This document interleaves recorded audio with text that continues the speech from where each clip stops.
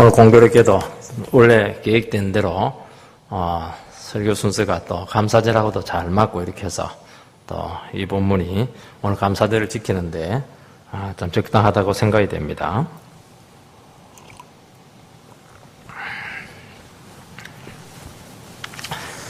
기독교는 이 감사의 종교입니다. 기독교의 가치는 모든 것이 감사로 표현이 될 때 이게 온전해집니다. 우리가 순종도 감사 안 하고 할 수 있습니다. 근데 감사로 이렇게 순종을 하게 될 때 하나님의 온전한 뜻이 이루어집니다. 100%. 감사 안 하면 30% 될 가능성이 많습니다.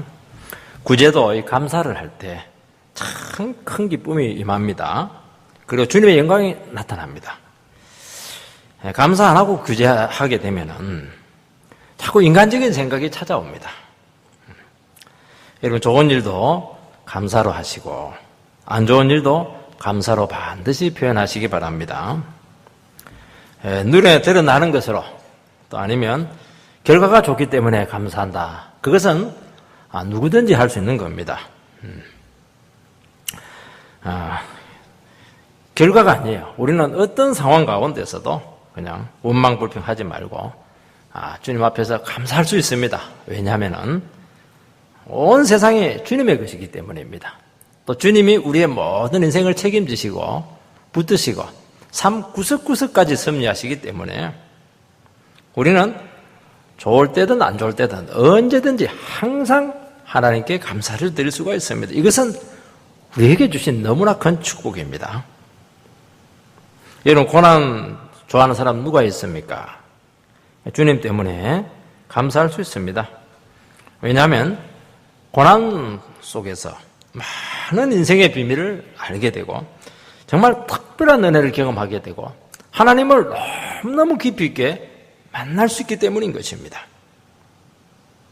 그래서 아무런 문제 없이 살아가시는 인생들보다도 더 어려움 가운데 있을 때 더 감사가 깊어지는 것을 저는 많이 경험을 하게 되었습니다. 여러분, 감사가 왜 중요하면 반드시 감사를 해야 마무리가 됩니다. 그리고 마무리가 되어야 새로운 시작을 할 수가 있습니다. 학생들이 시험을 딱 끝나고 나서 하나님 감사합니다 꼭 기도하세요. 성적표 받아보고 감사합니다. 성적이 너무 나빠졌는데 감사하세요. 그럼 딱 마무리가 되면서 딱 힘이 생기면서 앞으로 더 하나님 축복받고 더 잘해야지. 여기서 결정이 나는 겁니다. 오늘은 7월 첫 주 감사주일입니다. 2017년도 전반기를 감사로 마감하도록 이렇게 주신 것입니다. 그리고 새로운 후반기 6개월이 우리에게 주어지게 되었는데 어떻게 시작하겠습니까? 그냥 달리기 있으니까 시작하면 그 평범한 또 한 해가 될 겁니다. 감사로 시작하시기 바랍니다.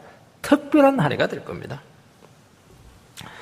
저는 이 감사주의를 생각하면서 참 감사를 많이 했어요.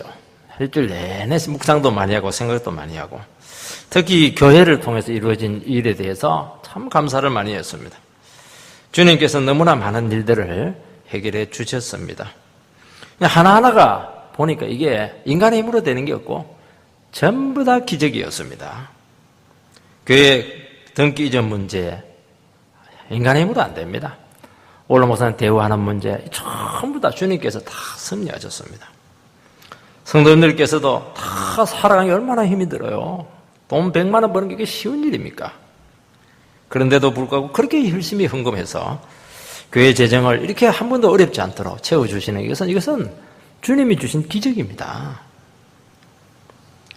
저희 교회에 이렇게 함께 오셔서 신앙생활 하시는 거 저는 성도님 한 분 한 분들을 보내주실 때마다 절대로 예사로 보지 않습니다. 하나님께서 저분들 마음속에 얼마나 많은 기적을 베푸셔서 참이 부족한 교회에 보내셨을까 생각할 때마다 눈물이 나요. 참 하나님께서 하신 것입니다. 제가 여러분들 어떻게 압니까? 그 어려운 발걸음을 떼서 여기까지 보내신 것은 주님이 참 기적을 이루셨기 때문에 그렇게 가능했던 것입니다. 기도 외에는 인류가 나갈 수 없다. 믿는 자에게는 능치 못함이 없다. 참 그 말씀 하나 붙잡고 막 열심히 기도했습니다. 무조건 믿고만 나갔습니다. 하나님은 틀림없으셨습니다. 주님께서는 저희 교회와 함께 하시고 또 우리 성도님 한 분 한 분들에 대해서 어려움도 있지만은 참 계획을 가지고 인도하신다 하는 것이 눈에 너무 보였고 확신이 되었고 그러면서 이게 두려움이 없어지게 되었습니다. 결국에는 모든 것은 주님께서 다 하신 것입니다. 오늘 본문 말씀은 보리떡 5개와 물고기 2마리로 5,000명을 먹긴 정말 사복음서에 다 나와 있는 특별한 기적의 사건입니다. 예수님께서는 대책 없이 나온 그 불쌍하디 불쌍한 영혼들에게 외면하지 아니하시고 하루 종일 말씀을 가르치시고 또 먹을 것까지 풍성하게 허락하시는 참 그리 부여하신 그 주님의 모습이 나타나고 있습니다. 주님께서는 우리의 전 삶을 책임지신다는 것입니다. 먹을 것만 주고 아니에요. 입을 것도 주고 살아갈 것도 주고 직장도 주시고 그것만 주지 않아요. 영적으로 풍성하도록 우리를 인도하십니다. 그래서 주님 말씀 의지하고 믿음으로 나오면은 우리의 삶 속에는 유모형의 안팎으로 기적으로 열매가 주렁주렁 맺히게 된다는 것입니다. 그런 은혜가 우리 가운데 분명히 임할 줄 믿습니다. 그냥 아멘 해버리면 임하는 겁니다. 첫 번째는 예수님께서는 영혼들을 참 불쌍히 여기셨습니다. 30절 31절 말씀을 읽어보면 사도들이 예수께 모여 자기들이 행한 것과 가르친 것을 낱낱이 고하니 이르시되 너희는 따로 한적한 곳에 가서 잠깐 쉬어라 하시니 이는 오고 가는 사람들이 많아 음식 먹을 겨를이 없음이라.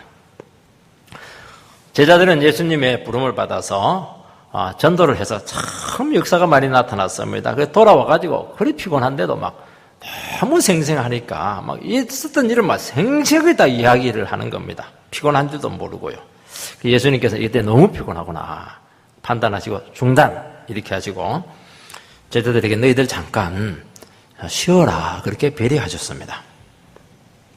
왜냐하면 그 은혜 받은 사람들이 너무 많이 몰려오는 바람에 쉴 수가 없는 거예요. 그리고 음식을 먹을 겨를이 없었습니다. 밥을 먹으려 하면 뒤에 있는 사람들이 와가지고 물뚱히 보고 있는데 어떻게 밥숟가락이 입에 들어갈 수가 있겠습니까? 그래서 예수님께서는 아예 그들을 떠나서 배 타고 저 멀리 외딴 곳으로 가서 쉬게 하셨습니다. 성도 여러분, 쉼이 참 중요합니다. 우리 사회는 너무 빨리 돌아가고 또 일중독에 빠질 정도로 열심히 사는데 쉬지를 못해요. 열심히 살고 병듭니다. 또 열매도 많지가 않아요. 자기 욕심을 한 경우가 많기 때문입니다. 돈 많이 벌었습니다. 밤낮으로 일을 했습니다. 그런데 늘 불안한 겁니다. 마음이 늘 불안하고 자꾸 미래가 걱정이 되고 그러니까 시간이 남아도 쉴 수가 없는 겁니다. 이게 돼지를 보면서 돼지 팔자 네가 참 좋구나 그런 생각이 찾아오는 겁니다. 전화기 소리가 막 울려요. TV가 늘 우리를 어른거리로 앞에서 있습니다. 손에서 스마트폰이 떠나지를 못하는 겁니다. 그래서 도무지 이렇든 저렇든 쉬지를 못하고 있습니다. 여러분, 쉬어야 재충전이 됩니다. 쉬어야 그동안 되어진 일을 뒷짐지고 한번 싹 이렇게 돌아보면서 여유를 가지게 되는 것입니다. 여기서 행복이 오는 것입니다. 여기서 의미가 생기는 것입니다. 여러분, 쉬어야 창조 능력이 발휘됩니다. 우리나라가 너무 빡빡하게 돌아가다 보니까 새로운 것이 잘 나오지가 않아요. 여러분, 시간이 많다고 쉬어지지 않습니다. 어떻게 해서 쉴 수 있느냐? 온 세상을 만드시고 모든 것을 가지신 예수님하고 딱 연결이 될 때 그때 안식이 오는 것입니다. 수고하고 무거운 짐진 자들아 다 내게로 오라. 내가 너희를 쉬게 하리라. 이 말씀만 들어도 그냥 얼마나 마음이 편안한지 모르겠습니다. 예수님께서는 우리에게 힘을 주십니다. 여러분, 예배는 주님 앞에서 고문받는 시간이다. 어떤 분들이 그렇게 생각하는데 그렇지가 않아요. 예배는 정말 창조주 하나님 앞에서 그분하고 막 그냥 생명력이 연결이 되어서 막 마음껏 안식하는 시간입니다. 여러분, 서로 성도들이 만나서 말씀으로 교제하고 막 성경 공부하는 것이 이게 공부가 아닙니다. 그렇게 하면서요, 영혼이 완전히 새로워지는 것입니다. 이게 쉬는 겁니다. 시간 남아가지고 엉뚱한 짓 하면 쉬고 나서 더 피곤합니다. 이런 말씀 안에 진정한 쉼이 있습니다. 하나님의 말씀이 우리의 삶을 다 정리를 해줍니다. 그리고 맡길 것은 맡기게 합니다. 내가 감당해야 될 것은 감당하게 합니다. 삶의 질서를 세웁니다. 내려놓을 것은 내려놓게 합니다. 그래서 말씀이 없으면요, 삶이 뒤죽박죽이 됩니다. 그리고 열매는 없어요. 여러분, 주일 성수가 되어야 여러분의 일에 집착해서 딱 끊어집니다. 그래도 한 번씩 11조도 하고 이렇게 하면 또 재물 여기서도 다 끊어집니다. 이런 것들이 되어야 하나님 앞에서 쉼이 오고 안식이 오는 것입니다. 그래서 이것은 우리가 쉰다고 하는 것은 정말 믿음이 있어야 됩니다. 영혼이 막 살아나요. 여러분, 하나님께서 축복을 해주셔야 우리 마음이 평안하지. 하나님께 축복 못 받고 어떻게 가서 우리의 명한 마음의 평안을 찾을 수가 있겠습니까? 32절 34절에 보면 이에 배를 타고 따로 한적한 곳에 갈새 그들이 가는 것을 보고 많은 사람이 그들인 줄 안지라. 모든 고을로부터 도보로 그곳에 달려와 그들보다 먼저 갔더라. 예수께서 나오사 큰 무리를 보시고 그 목자 없는 양 같음으로 인하여 불쌍히 여기사 이에 여러 가지로 가르치시더라. 예수님께서는 제자들이 쉴 수 있도록 배를 타고 외딴 곳으로 이동을 시키셨습니다. 그런데 무리들이 그 정보를 어떻게 알았는지 그냥 도보로 달려서 먼저 가서 또 딱 기다리고 있습니다. 참 심정이 어땠겠습니까? 이 물이다 이렇게 되어 있는데 헬라어는 오클로스, 어려운 단어입니다. 사람 죽에도 끼지 못하는 존재들, 아웃사이더, 약자들, 밀리고 밀려서 더 이상 갈 곳도 없는 그런 천덕꾸리 같은 인간들, 이게 여기서 쓰이는 단어의 의미를 가지고 있는 것입니다. 예수님께서는 아무도 환영해 주지 않는 그 무리들을 보시고 마음이 참 아팠습니다. 얼마나 인생길이 힘들고 피곤했으면은 저 먼 길을 제자들을 가고 배 타고 갔는데 그들 막 뛰어가는 겁니다. 저 먼 길을 무작정 달려왔을까? 병으로 지치고 가난으로 굶주리고 그냥 삶이 얼마나 고독했으면은 그냥 이 터들판을 뛰어서 나에게 왔을까? 그 마음이 찾아왔던 것입니다.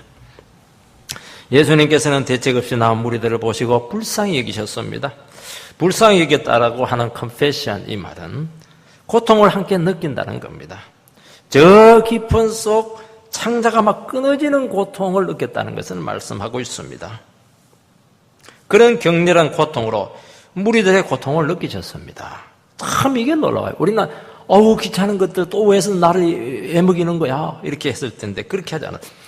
그들의 마음을 그냥 읽어냈습니다. 그래서 내가 굶지, 내가 애들을 도와야지, 이런 마음이 생겼습니다. 이것이 목자의 심정입니다. 여러분, 목사의 심정이고 우리 성도님들의 마음입니다.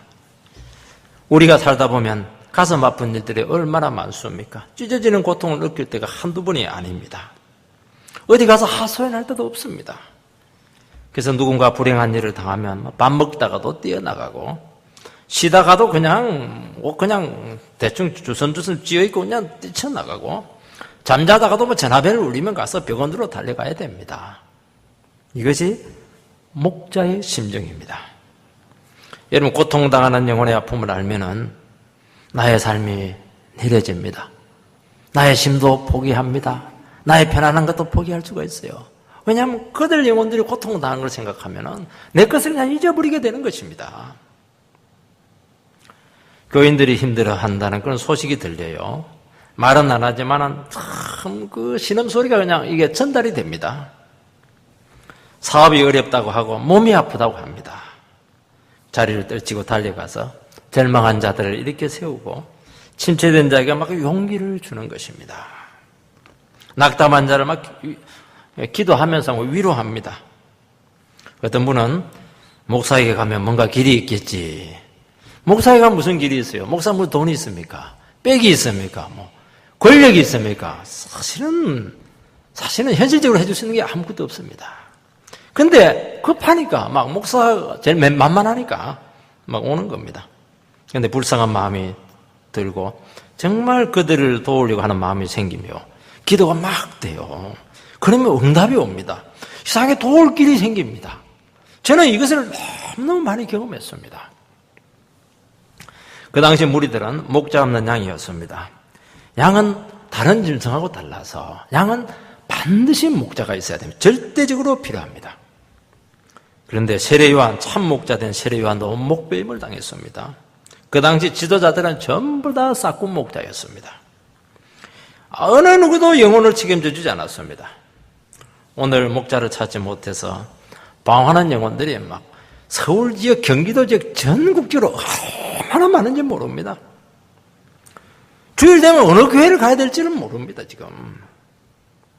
교회에서 상처받고 지도자에게 실망한 영혼들이 막 너무너무 많고 어떤 경우는 집에서 혼자서 예배 드리기도 합니다. 나갈 교회가 없다고 합니다. 도무지 영혼을 맡길 곳이 없다고 그렇게 하소연을 합니다. 얼마나 불쌍하고 안타까운 현실입니까? 이게 뭐냐니까 목자 없는 양인 것입니다. 주님은 나온 무리들에게 먼저 말씀으로 가르치셨습니다. 먼저 먹을 것을 주시지 않고 말씀을 충분히 설교하셨습니다. 예수님께 있어서는 현실적인 다급한 그들의 필요보다도 정말 그들의 영혼의 필요가 더 공고하다는 것을 아셨습니다. 예수님도 제자들도 무리들도 막 날이 저문 것도 모르고 막 말씀에 막 푹 빠졌습니다. 어느 누구도 그냥 지루하다 그렇게 하지 않고 배고픈데 왜 이렇게 설교가 길어 그렇게 하지 않고 하루 종일 부흥했는데 완전히 은혜의 도가니에 빠졌습니다. 샘물 같은 생수의 말씀으로 큰 위로를 받았습니다. 여러분, 성도의 힘은 바로 여기서 나오는 겁니다. 여러분, 인생들이 방황하는 것은 돈이 없는 것도 아니요, 병든 것도 아닙니다. 하나님의 말씀을 듣지 못했기 때문입니다. 참 목자의 음성을 듣지 못했기 때문입니다. 사람들은 다양한 욕구와 필요를 가지고 주님께 나옵니다. 그러나 주님은 그들의 영혼의 본질적인 필요를 아시고 먼저 말씀으로 그들의 모든 문제, 근본적인 문제들을 다 해결해 놓았습니다. 여러분, 가난하고 병들었습니다. 빚 문제가 있습니다. 가정 문제가 있고 부부 문제가 너무 오래되어서 지금 회복할 길이 없습니다. 고난으로 너무 오랜 동안 고통을 당했습니다. 그들에게 무엇이 필요합니까? 그들에게 정말 살아있는 목자의 음성, 능력 있는 하나님의 말씀이 필요한 것입니다. 올해 우리 성도님들께 얼마나 다급한 문제들이 많았고 얼마나 참 위험한 순간들이 고비들이 많았습니까? 저도 생각해 보니까 아찔한 순간들이 한두 번이 아니었습니다. 여러분, 해결되지 못한 문제들 아직도 많이 있고 아직도 무거운 짐을 지고 걸어가야 될 인생들이 여기 있을 것입니다. 저는 반드시 해결될 줄 믿습니다. 주님은 틀림없습니다. 그러나 더 중요한 것은 지금 내게 하나님의 말씀이 들리고 있습니다. 내 속에 신앙이 회복이 됩니다. 감사가 터지는 겁니다. 살맛이 생겨요. 이게 근본적인 겁니다. 나를 찾았고 은혜가 살아나고 있고 문제는 여전히 있지만은 그냥 주님이 나와 함께 한다는 것이 확인이 되면서 그냥 영혼이 펄펄 뛰는 겁니다. 다른 모든 것들은 부수적입니다. 다 해결될 줄 믿습니다.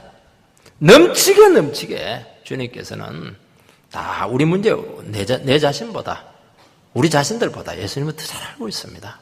그러나 근본적인 부분들이 이게 해결이 안 됐기 때문에 이걸 줄 수가 없는 겁니다. 그래서 오늘 우리 깊이 있는 감사를 드려야 되는데, 하나님, 지금까지 말씀으로 나에게 찾아오신 하나님 찬양합니다. 감사합니다. 그런 은혜가 있게 되기를 바랍니다. 두 번째는 영혼에 대한 사랑이 회복되어야 됩니다. 35절에서 37절 읽어보면 때가 저물어 가매 제자들이 예수께 나와 여짜오되 이곳은 빈들이요 날도 어두워 가니 무리를 보내어 두루 촌과 마을로 가서 무엇을 사 먹게 하옵소서. 대답하여 이르시되 너희가 먹을 것을 주라 하시니 여짜오되 우리가 가서 200데나리온의 떡을 사다 먹이리이까. 여러분, 은혜가 너무 넘쳤어요. 시가 가는 줄은 몰랐습니다. 여러분, 말씀은 너무 충만하면요 배고픈 것도 잊어버립니다. 제자들이 생각하기에 큰일이 났습니다. 남자만 5,000명이니까 아이들하고 여자들까지 합치면 2만 명 정도 되는 엄청난 무리들입니다. 이거 어떻게 먹이느냐 하는 것이죠. 지금 해는 어두워서 저녁이 되어가고 있고 완전 배가 이제 고파오고 있습니다. 빈들이고 식당 없고 사 먹을 것도 없습니다. 염려가 되어서 예수님께 먼저 가서 걱정거리를 이야기합니다. 저들은 다 보내어서 각자 먹을 것을 해결하도록 하십시오. 빨리 늦었으니까 빨리 보내는 것이 좋겠습니다. 그렇게 제의합니다. 얼마나 상식적입니까? 얼마나 합리적입니까? 이것이 제자들의 수준입니다. 그러나 예수님은 달랐습니다. 당연하지만 너무 당황스러운 엉뚱한 말을 합니다. 너희들이 먹을 것을 주라. 그렇게 말씀했습니다. 충격이죠. 이것은 여러분에게 주시는 말씀입니다. 이 말씀은 우리 교회에 주시는 말씀입니다. 너희 교회가 먹을 것을 주라는 겁니다. 저는 그 신혼부부 시절 장모님 모시는 문제가 처가 쪽에서 막 갑자기 대두가 되었습니다. 저는 이 문제는 내 밑에 내보다 잘 사는 손아래 두 처남이 있으니까 해결할 문제고, 또 손위에 동서가 5이나 있고 나는 막내 사위, 얼마 전에 결혼했는데 아무 상관이 없다고. 그리고 신학교 다니고 있었습니다. 전도사입니다. 기도는 했지만은 나하고는 무관한 일입니다. 그렇게 생각을 했습니다. 주님께서는 네가 모시라. 너무 당황스럽고 합리적이지 못했습니다. 집도 좁아요. 전도사가 무슨 생활비가 있습니까? 공부도 해야 되고 아내는 지금 임신 중입니다. 모시지 말아야 될 이유가 참 많았습니다. 너는 자식이 아니냐 한마디 더 하시더라고요. 주님 죽어가는 저 영혼들 어떻게 해야 됩니까? 우리 가족 영혼은 어떻게 됩니까? 이 나라 청년들의 문제는 어떻게 되죠? 청소년 지금 길을 못 찾아서 난리인데 저들을 어떻게 도울 수가 있을까요? 지금 가정이 깨어지고 있고 저 부부가 지금 완전히 지금 파탄하기 일보 직전입니다. 주님 뭐라고 합니까? 네가 해라, 네가. 경찰서가 있잖아요. 직업 상담소가 있고 가정 상담소가 있고 정부도 있고 많은 기관이 있지 않습니까? 교회도 많죠. 그런 소리 하지 말고 네가 해라. 그렇게 말씀하는 것입니다. 이런 마음의 부담을 느낄 때 우리는 기도하게 됩니다. 그때 기도 응답이 뭡니까? 우리는 항상 멀리 생각합니다. 주님은 안 그래요. 기도하는 네가 그 책임자다. 그렇게 말합니다. 그래서요, 이것을 알면 막 기도하기가 무섭습니다. 여러분, 선교사를 위해서 기도 많이 하시기 바랍니다. 그런데 무서울 겁니다. 영혼을 두고 자꾸 기도하지 않으려고 합니다. 주님, 저는 가는 선교사가 아니고 보내는 선교사입니다. 그렇게 기도합니다. 그러나 그 선교사가 만약에 그 선교지에서 순교하면은 내가 그 자리에 갈 수가 있는 겁니다. 누구 보내겠으면 기도하는 사람을 보내죠. 네가 가라 그렇게 한다는 겁니다. 얼마나 그런 일들이 많이 이루어지게 되었습니까? 제자들은 딱 계산합니다. 이 많은 사람들을 먹이려면 200데나리온의 지금 떡이 필요한데 200데나리온이라고 하는 것은 한 데나리온이 하루의 품삯입니다. 우리 일당이 10만 원이라고 치시면 200데나리온이라면 2천만 원이니까 이 가난한 사람들이 무슨 돈이 있어요. 그래서 제자들은 합리적으로 딱 계산을 해서 딱 책임 회피하려고 합니다. 여러분, 신앙생활을 하다 보면은 이런 문제 갈등이 있습니다. 상식적으로, 현실적으로, 경험적으로 모든 것을 나의 수준에서 생각하고 헌신합니다. 교회 다닐 때도 적당히 교회 나가고 남이 하는 대로 적당히 맞추어서 튀지도 않고 부족하지도 않도록 그렇게 해나갑니다. 헌금하고 먹을 것 먹고 주일 성수하고 가족 돌보면서 그냥 무난하게 걱정 없이 살아가려고 합니다. 이게 우리들의 마음일 가능성이 참 많습니다. 다 그런 건 아닐 거라고 믿습니다. 예수님은 그렇게 하면 안 된다고 그렇게 말씀을 하고 있습니다. 내가 주라. 네가 나서라. 네가 책임을 져라. 지금 그렇게 말씀하고 있는 것입니다. 영적 부담을 가지라는 것입니다. 저 집사님, 저 장로님이 아니에요. 평신도에 납니다, 나와 무관한 일로 간주하고 자유하려고 하지 말라는 겁니다. 그것은 주님의 마음하고 맞지가 않아요. 목자의 심정이 아니라는 것입니다. 적어도 최소한의 영혼에 대한 관심을 가지고 책임지는 자세를 가지는 것이 참 귀하다는 겁니다.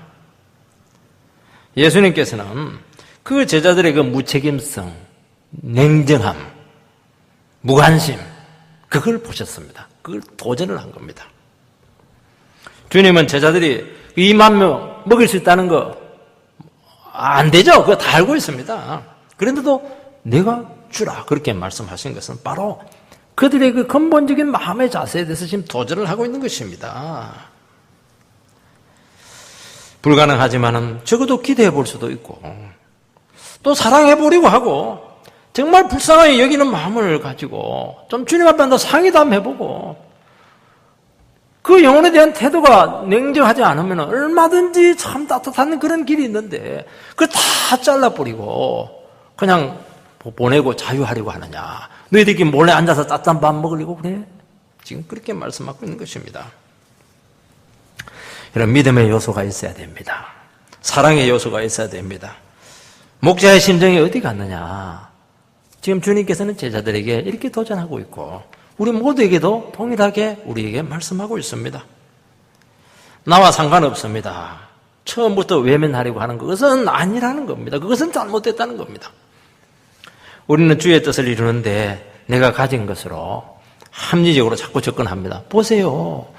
이렇게 엄청난 일인데 내가 가진 게 이게 뒷걸음한 것밖에 없는데 이거 갖고 무엇을 한다는 것입니까? 자꾸 우리의 조건을 살피기 때문에 주님의 그 마음을 따라가지를 못하고 읽어내지를 못합니다. 그러나 그것보다 훨씬 더 중요한 것은 이 공감 능력이고 영혼에 대한 관심이고 이 주님의 마음을 가지고 영혼들을 바라보는 것이고 주님의 뜻을 이해하려고 하는 그런 마음을 가져야 된다는 것입니다. 여러분, 우리는 절대로 인생들이기 때문에 문제 해결자가 될 수가 없습니다. 작은 비전과 관심과 사랑이 하나님의 뜻을 이루게 된다는 것입니다. 하나님께서 기뻐하시는 일이라고 하면 한번 안 되지만은 계란으로 파헤치기지만 한번 던져보는 겁니다. 한번 내 몸을 던지는 겁니다. 주님이 주시는 뜨거운 마음이 생기면은 안 돼요. 그래서 일단 그 사람 찾아가는 겁니다. 되든 안 되든 그냥 복음을 한번 전해보는 것입니다. 막 불이 타고 있으면은 아니야, 이것은 현실적으로 안 맞아. 그냥 냉수 마시고 이래가지고 그냥 가슴을 식히자. 절대로 성령의 불을 끄지 마시기 바랍니다. 제자들은 무리들의 배에서 무리들이 지금 배가 고파서 배에서 나는 꼬락꼬락 하는 소리가 있는데 이 소리가 안 들려요. 왜냐하면 지 생각에 빠져가지고. 여러분, 설교 듣는 게 얼마나 힘듭니까? 에너지 소모가 많은데 말입니다. 그들은 길 가다가 배가 고파 중간에 다 쓰러질 사람들입니다. 그게 보여야 되는데 그게 눈에 선명히 나타나야 이런 말을 안 하는데 그냥 계산해서 빠져나갈 생각만 하니까 아무것도 안 보이는 겁니다. 지금 이 영혼들 2만 명 영혼들 얼마나 귀합니까? 그들에게 사고 나면 누가 책임을 진다는 것입니까? 자기 중심적인 접근을 하다 보니까 막상 보아야 될 것을 보지 못하고 들어야 될 것을 듣지 못하고 느껴야 될 것을 느끼지 못하는 것입니다. 올해 계획된 일들이 뜻대로 많이 안 됐을 수 있습니다.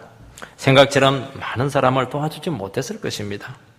다른 영혼의 아픔과 고통을 느끼고 공감할 수 있었다면 감사하시기 바랍니다. 세상에 눈물을 안 흘렸는데 눈물이 쫙 나는 겁니다. 이것은요, 숫자보다도 귀한 겁니다. 이 영혼에 대한 이 감수성, 그 사랑의 마음, 이것은요 정말 위대한 겁니다. 이것은 돈 수억 갖다 줘도 이거 바꾸면 안 됩니다. 이것은 이게 살아나야 됩니다. 우리 눈에 눈물이 흐르고 기도의 문이 터지고 영혼에 대한 따뜻한 마음이 일어나게 되었다면 이미 기적은 시작이 됩니다. 주님은 반드시 그 사람을 쓰셔서 기적을 이루시고야 만다는 것입니다. 영혼만 생각하면 눈물이 고이고 막 소리쳐 기도가 나오게 될 때 마은의 홍수가 막 그냥 밀려오게 될 것입니다.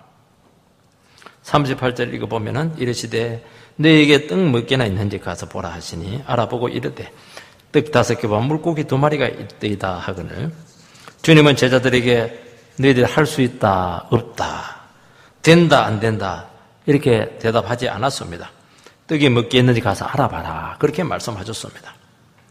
내가 가진 것이 무엇인지 한번 헤아려봐라 그렇게 말씀하셨습니다.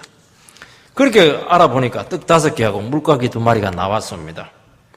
이제 어린아이가 다른 성경에서는 내어놨다 이렇게 되어 있습니다. 이거 항상 이것을 우리가 접할 때는 그럼 어른들은 아무것도 없었냐? 어른들은 도시락 우리식으로만 벤또 안 싸왔냐? 이제 이렇게 물을 수가 있습니다. 어른들은 더 많이 싸왔죠. 어른들은 안 내놓습니다. 왜냐하니까 가다가 혼자 몰래 꼬불쳐 먹으려고. 그러니까 기적을 제어 못해요. 주님께 내놔라 이러면 생각하지 말고 막 내놔버려야 됩니다. 어린애처럼. 그러니까 그 어린애가 기적에 한가운데 딱 있는 겁니다. 얼마나 위대해요. 오병이어로 남자 5,000명, 전체 2만 명. 그게 무슨 상관이 있습니까? 불가능합니다. 우리의 작은 전도가 이 광주 오포지역 그 복음에 무슨 관계가 있습니까? 불가능합니다. 주님은 우리 안에 있는 작은 헌신을 보시고 기적을 일으키십니다. 믿음의 요소를 찾으십니다. 순수한 사랑, 이해관계를 따른 그 관심들, 주님에 대한 그 전적인 의지하는 마음들, 불가능하지만은 맡기고 드리는 그 기도, 이것을 찾고 있는 겁니다. 많은 것을 눈에 보이면서 가지고 있는 거, 그거 많아도 무슨 소용이 있어요? 이게 없으면 아무것도 아니에요, 그것은. 이게 있으면요, 작은 것도 너무너무 위대하게 쓰입니다. 물고기 2마리와 보르텍 5개 가지고도 2만 명을 먹여낼 수 있는 능력이 나오는 겁니다. 요게 있어요, 요게. 믿음의 요소가 있어야 되는 것입니다. 이런 말씀에 순종해서 우리가 할 수 있는 범위 안에서 순종하면은 나머지는 주님의 책임을 집니다. 나는 0.001%, 주님은 99.999% 주님 다 하십니다. 겨자씨만한 믿음이 있으면 산이 옮겨 바다에 던지우라 하면 그대로 되리라. 우리는 모든 것을 책임지려고 하기 때문에 아무것도 못합니다. 불가능하지만 자신이 할 수 있는 범위 안에서 하시기 바랍니다. 믿음이 있어야 됩니다. 기도하는 것입니다. 작은 간증과 배려로 하는 것입니다. 작은 헌금 하는 겁니다. 시간을 내고 내 힘을 들여보시기 바랍니다. 주님은 우리에게 없는 것을 요구하지 않습니다. 그거 한다고 해서 굶어 죽지 않습니다. 있는 것을 한번 드려봐라. 그냥 드리지 말고 바로 이런 마음을 가지고 한번 드려보라. 기적이 일어납니다. 새로운 인생이 열릴 겁니다. 제가 분명히 얘기합니다. 우리는 작은 헌신을 통해서, 우리의 작은 헌신을 통해서 주님은 일하시는 거 너무 좋아해요. 사실은 어린아이가 내놓은 그거, 음식 그거 아무 상관이 없습니다. 주님은 꼭 그걸 가지고 기도하시고 그걸 가지고 떼어주시고 말이죠. 얼마나 신나는지 몰라요. 기적은 나의 작은 것을 감사로 드릴 때 일어납니다. 할 수 있는 것을 하시기 바랍니다. 큰 순종이 아니에요. 작은 순종입니다. 마지막으로는 너무나 큰 축복이 나타났습니다. 39절 40절 읽어보면 제자들에게 명하사 그 모든 사람으로 때를 지어 푸른 잔디 위에 앉게 하시니 때로 혹 100명씩 혹 50명씩 앉은지라. 주님은 제자들을 시켜서 무리들을 재배치합니다. 50명씩 100명씩 이렇게 질서 있게 앉게 합니다. 누구를 보고 뭘 보고 앉습니까? 지금 앞에 보니까 빵도 없고 고기도 없고 싸놓고 음식이 없습니다. 그런데 이 무리들이 순종합니다. 만약 아무 일도 안 일어나면 어떻게 됩니까? 무리들이요 순종을 합니다. 그것은 말씀을 듣고 은혜를 받았기 때문입니다. 여러분, 은혜를 받으면 순종합니다. 질서가 생겨요. 주님은 무질서한 곳에 절대로 기적을 나타내지 않습니다. 주님을 잠잠히 기다리는 그 영혼들에게 축복 주십니다. 우리가 말씀으로 은혜 받을 때 이상하게 마음이 차분해지면서 순종하는 마음이 일어나게 되고 삶의 질서가 딱 생깁니다. 그 예배를 드리고 은혜 받고 저녁에 집으로 더 돌아가면 식구들이 이상하게 차분해져 있고 자기 일을 알아서 합니다. 그 학생은 공부하고 아내는 설거지하고 뭔가 이렇게 질서 있게 움직이고 집안이 참 안정적이 되었다는 것을 알게 됩니다. 그러면요, 전 식구들 마음속에 하나님께서 우리 가정을 통해서 뭔가 기적을 이루시겠구나 하는 믿음이 딱 생깁니다. 그러면 반드시 그 가정에 기적이 나타납니다. 그런데 그냥 가서 그냥 툭발이 깨지는 소리 나고 막 소리 지르고 날리고 그렇게 해버리면 파괴밖에 나지 않습니다. 저는 우리나라가 이렇게 힘들어지는 이유는 별것도 아니에요. 작은 일만 생기면 막 콩가루 집안입니다. 막 얼마나 그냥 소리가 높은지 그냥. 그러니까 될 것도 안 되는 겁니다. 여러분, 우리가 은혜 받고 정말 주님 앞에 질서를 지키고 믿음으로 탁 서면요, 안 될 것도 다 됩니다. 믿으시기 바랍니다. 은혜스러운 가정, 은혜스러운 교회가 될 줄 믿습니다.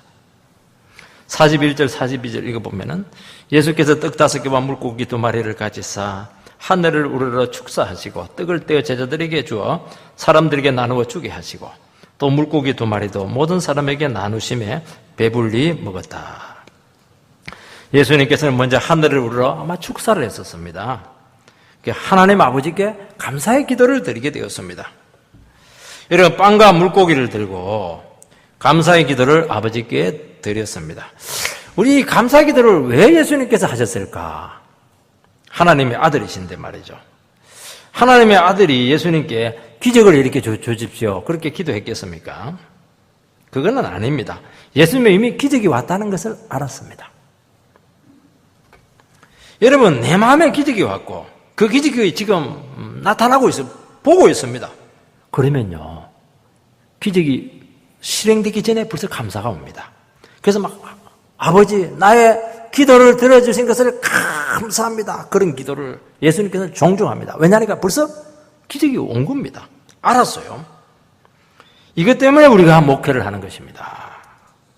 여러분, 그렇지 않더라도 기적이 오고 능력이 나타나야 감사하는 사람들이 아닙니다. 압니다. 현실은 아무것도 없지만은 이미 기적과 응답은 왔습니다. 확신이 왔어요. 그것을 알고 확신합니다. 저는 설교를 하기 전에 주님께서 이미 임재하신 것을 확신합니다. 이거 없으면 안 됩니다. 너희들이 이미 기도한 것은 받은 줄로 믿어라 말씀하셨습니다. 기도했는데 이미 응답을 받은 것입니다. 응답이 손에 주어져야 받은 것이 아니고 이미 온 겁니다. 온 겁니다. 이것을 모르면요, 아무것도 못합니다. 아직 눈에는 변한 것이 없는데 이미 응답 받은 자로서 막 그렇게 씩씩하게 자기를 추진할 수가 있습니다. 이미 은혜 통장에 돈이 들어와 있는 것을 알고 한번 사업을 추진하는 것이죠. 갈 때까지 한번 가보지 않아도 이미 우리는 다 알고 있어요. 어찌 될지 다 알고 있습니다. 그러니까 막 감사가 그렇게 놀라운 겁니다. 미리 감사한 것을 알게 됩니다. 그리고 이미 해결된 것을 압니다. 여러분, 사무엘상에 보면 한나가 얼마나 힘들었어요. 아기 낳지 못하는 문제로 막 뒹굴면서 그렇게 기도한 후에 알았습니다. 어느 순간 임신이 되었다는 것을 확신합니다. 얼굴에 수색이 없어지고 그러고 나서 바로 아기가 들어서서 사무엘을 낳습니다. 하나님의 능력과 기적이 이미 온 겁니다. 여러분, 우리가 말씀 가운데 믿음 가운데 그렇게 하면 이런 일들을 너무 많이 경험합니다. 우리가 기도하는 가운데 압니다. 벌써 막 얼굴에 근심이 싹 없어지면서 자신감이 딱 생깁니다. 그러면 끝난 겁니다. 떡을 떼어서 주고 있습니다. 믿음으로 뗍니다.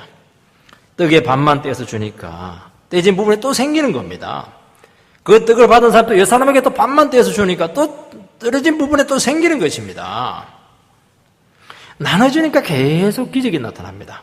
자기에게 온 떡을 자기가 꿀꺽 다 삼키면 어떻게 되겠습니까? 그것은 끝입니다. 나누어주면 생깁니다. 소유하고 옮겨지면 자기에서 끝입니다. 여러분, 나눠주면 우리 인생에 길이 열립니다. 인생에 꽃이 필 줄 믿습니다. 우리 인생은 내 것을 내가 움켜쥘 때 완전히 닫힙니다. 절대로 열리지 않습니다. 우리 학생들도 잘 기억하세요. 내 공부만 쫙 하는 게 잘하는 게 아닙니다. 그게 힘든 애들, 못하는 애들 신경을 좀 써주세요. 나눠주세요. 그럼 내가 시험 못 치느냐? 아니에요. 계속 그 학생을 통해서 기적이 나타날 겁니다. 나눠주면 신비스럽게 기적이 일어납니다. 이 비밀은 머리로 알 수가 없습니다. 이건 반드시 해봐야 됩니다. 경험으로 아는 것입니다. 예수님께서는 주는 것이 받는 것보다 복되다 그렇게 말씀했습니다. 그런 상식적으로 말이 안 쓰면 받는 게 복되죠. 뭐 나눠주면 내게 없어지지 않습니까? 이거는 해봐야, 경험해봐야 알 수 있는 영적인 비밀인 것입니다. 이런 내 것, 내 시간, 내 물질, 내 힘을 주님과 다른 영혼들에게 자꾸 나누시기 바라고 바치시기 바랍니다. 기적이 일어나고 인생이 거기서 풀리는 겁니다. 내 것을 가지고 열심히 한다고 인생이 풀리는 게 아닙니다. 내가 늘 이야기하지 않습니까? 옆에 있는 그 사람에게 기도하는 것부터 해주시기 바랍니다. 그러면 그 기도를 통해서 여러분의 인생이 열릴 줄 믿습니다. 그 사람들의 시름소리를 들으시고 그 문제에 관심을 가지시기 바랍니다.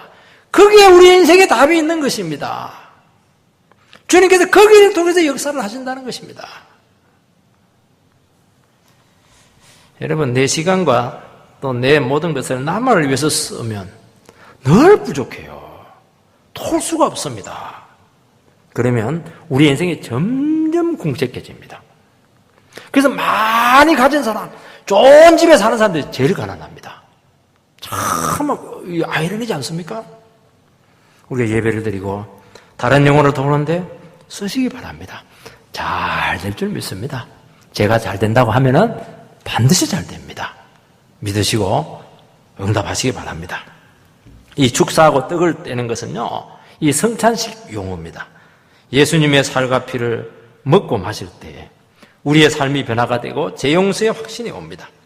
우리의 몸과 피와 목숨을 다른 영혼이 매일 떠먹도록 떼주시기 바랍니다. 내 몸도 떼주고 피도 나누어주고 돈도 떼주고 다 떼주세요. 여러분, 나의 인생을 다른 영혼과 교회를 위해서 자꾸 낭비하시기 바랍니다. 낭비할 수 있도록 기도하시기 바랍니다. 사람들이 자꾸 떼먹어가면 가져가. 그 사람은요, 삶이 무엇인가 하는 것을 아는 것입니다. 영혼을 변화시키는 기적이 일어나게 될 것이고 그 사람을 통해서 반드시 복음의 역사가 나타날 줄 믿습니다. 그런 은혜가 우리 모두에게 임하기를 주 이름으로 축복드립니다.